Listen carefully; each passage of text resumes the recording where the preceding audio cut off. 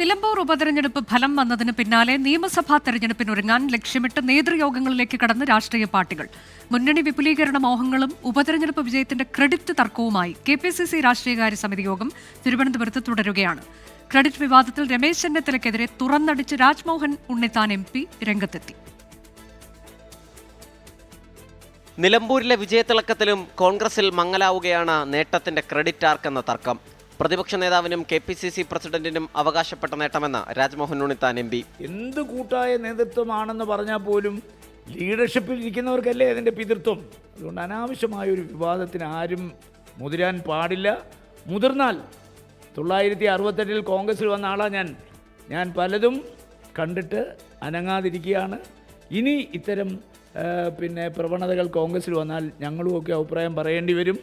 പറയിപ്പിക്കാതിരിക്കുന്നത് എല്ലാവർക്കും നല്ലതാണ്.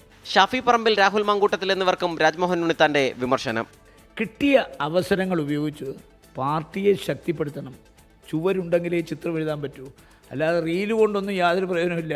നമ്മുടെ എല്ലാം കൂറും വിധേയത്വവും പ്രതിബദ്ധതയും കോൺഗ്രസിനോടായിരിക്കണം, അല്ലാതെ എന്നോടാകരുത്. എനിക്ക് എന്നെ മാത്രം സ്നേഹിക്കുന്ന ഒരു പ്രവണത വന്നു കഴിഞ്ഞാൽ വാസന്തിയും ലക്ഷ്മിയും പിന്നെ ഞാനും എന്ന് പറഞ്ഞ പോലെ ഇവരൊക്കെ മാത്രമായി ചുരുങ്ങും. UDF-ലേക്കുള്ള ക്ഷണം CPI തള്ളിയിട്ടും പ്രതീക്ഷ കൈവിട്ടിട്ടില്ല മുന്നണി കൺവീനർ അടൂർ പ്രകാശ്.